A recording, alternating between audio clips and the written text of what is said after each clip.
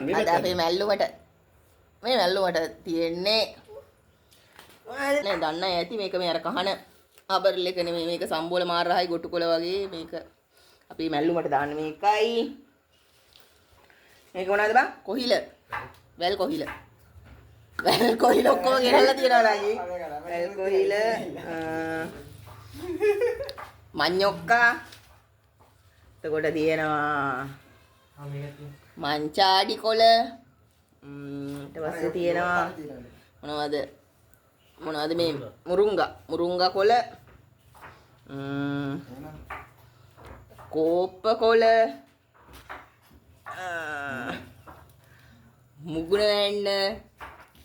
එතකොට මෙතන තියෙනවා තෙබු කොළ තියෙනවා ඊට පස්සේ කොස් හදලා සැමන් එකක් හදනවා කොහොමද අපි කෑම ඔව් කට්ටිය කණ්ඩ ආසයි ඉන්නවනම් එන්න අපේ පාතලේට කන්න හොඳේ කොස් කපනවා